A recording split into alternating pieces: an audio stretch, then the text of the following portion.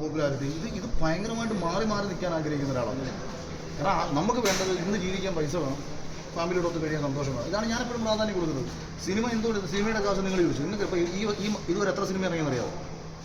ഈ നിമിഷം വരെ എത്ര സിനിമ റിലീസ് ചെയ്തെന്ന് നിങ്ങൾക്കറിയാമോ? നിങ്ങളൊക്കെ റിവ്യൂ ചെയ്യുന്നവരല്ലേ? ഏതാണ്ട് 110ഓളം സിനിമകൾ റിലീസായി.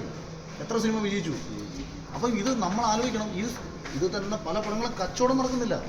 ഒട്ടുമിക്ക ആൾക്കാരെ പറഞ്ഞു പറ്റിക്കുകയാണ്. എനിക്ക് 2 നിർമ്മാതാക്കൾ അഡ്വാൻസ് തന്നതാണ്. ഞാൻ ഈ 2 പേർക്ക് ഞാൻ തിരിച്ചു കൊടുക്കുക ചെയ്തത്. എനിക്ക് വേണമെന്നുണ്ടെങ്കിൽ എൻ്റെ ആ തുടക്കത്തിൽ ഇറങ്ങിയ സമയത്ത് എത്രയോ ആൾക്കാരുടെ അടുത്തൊന്ന് പോയി സംസാരിച്ചില്ല. എനിക്ക് അത്യാവശ്യം സംസാരിക്കാനുള്ള കഴിവുണ്ട്. എനിക്ക് കൺവിൻസ് ചെയ്യാൻ പറ്റാഞ്ഞിട്ടെന്നാണോ നിങ്ങളുടെ വിചാരം? അല്ലെങ്കിൽ സൗഹൃദങ്ങളില്ലെന്നാണോ? ഒക്കെ ഉണ്ട്. ഇപ്പോഴും ഞാൻ ദുബായി പോയ സമയത്തും അവിടുന്നും ഒരു നിർമ്മാതാവ്, പുള്ളി ഒരു വലിയ മുതലാളിയാണ്, 10,000 കോടിക്ക് കൂടി ആസ്തിയുള്ള ആളാണ്.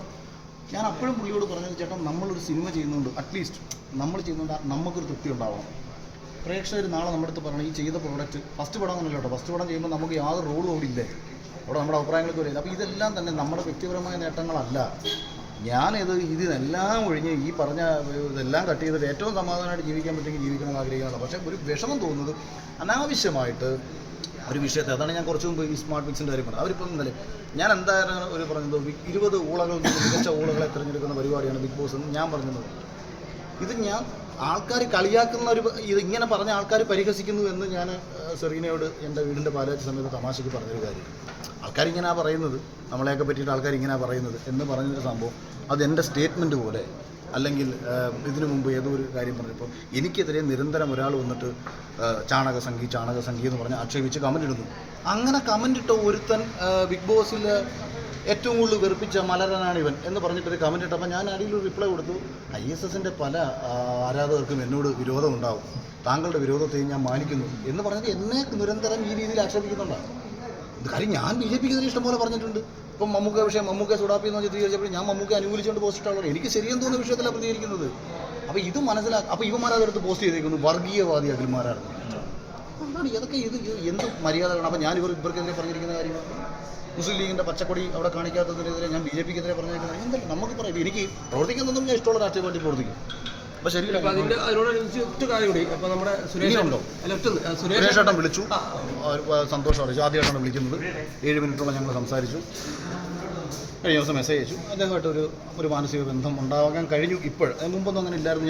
അതാ ഞാൻ അന്ന് ഞാൻ സംസാരിച്ചത് അത് തന്നെ. അല്ലാതെ പുള്ളി എന്നെ വിളിച്ചപ്പോൾ ഞാൻ ദിലീപേട്ടനെ വേണ്ടിയിട്ട് ഞാൻ സംസാരിച്ചത് എൻ്റെ ശരിയാണത്. അല്ലാതെ പുള്ളിയെ കേരളത്തിൽ മുഴുവൻ സപ്പോർട്ട് ചെയ്തുകൊണ്ടിരിക്കുന്ന ആൾക്കാർ ഒരുപാട് നെഗറ്റീവിൽ നിൽക്കുകയാണ് ദിലീപേട്ടൻ. അങ്ങനെ നെഗറ്റീവ് ഉള്ള ഒരാൾക്ക് വേണ്ടി ഞാനെന്തിനു സംസാരിക്കണം?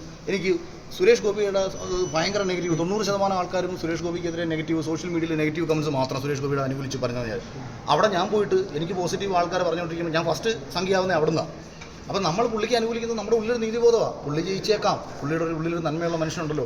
അതുപോലെ നാളെ നിങ്ങൾ പറയും ദിലീപ് എന്ന് പറയുന്ന മനുഷ്യനെ കോടതി വെറുതെ വിട്ടിട്ട് ഈ നടന്നു. കാരണം ഇതിനകത്ത് ഉള്ളിൽ കിടന്ന പല കാര്യങ്ങളും നിങ്ങൾക്ക് അറിഞ്ഞുകൂടാത്ത ഒരുപാട് കാര്യങ്ങളുണ്ട്. നിങ്ങൾ പോലും നാളെ കേൾക്കുമ്പോഴത്തേക്ക് ദിലീപേട്ടനോട് പോയി മാപ്പ് പറയും. നിങ്ങളിൽ ആരെങ്കിലുമൊക്കെ ഒരാൾ അയാളെ എത്രത്തോളം ആക്രമിച്ചിട്ടുണ്ടോ അതിനൊക്കെ നിങ്ങളുടെ ഉള്ളിൽ നിന്ന് തന്നെ നിങ്ങൾ പോയിട്ട് പരസ്യമായിട്ട് സോറി പറയുന്നൊരു കാലം വരും. കാലം എങ്ങും വിട്ടു പോകാൻ പോകുന്നില്ല. അന്ന് നിങ്ങൾ വന്ന് ഈ സുരേഷ് ഗോപി വിഷയത്തിൽ എൻ്റെ അടുത്ത് വന്ന് പറഞ്ഞ കണക്ക് നിങ്ങൾ വന്ന് പറയും, അഖിലേട്ടാണ് ദിലീപിൻ്റെ വിഷയത്തിൽ നിങ്ങൾ ചെയ്ത് ശരിയായിരുന്നു. പണ്ട് ഇത് കണക്ക് സ്വാമിയുടെ മറ്റേ കിണ്ണാമണി കണ്ടിച്ചൊരു കേസുണ്ടായിരുന്നല്ലോ. ഈ കേസ് വന്ന സമയത്ത് ഞാൻ ഫസ്റ്റ് ദിവസം ഒരു ഫേസ്ബുക്കിൽ ഒരു പോസ്റ്റ് ഇട്ടു.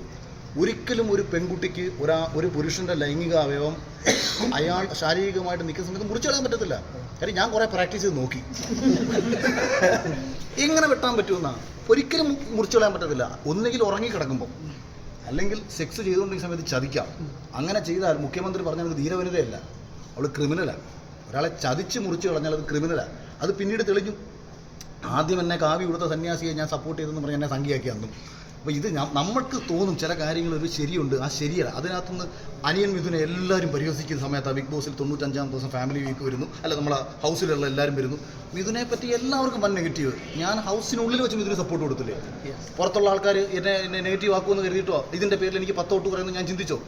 ഒരു ലാഭനഷ്ടവും നോക്കിയിട്ടല്ല സംസാരിക്കുന്നത്.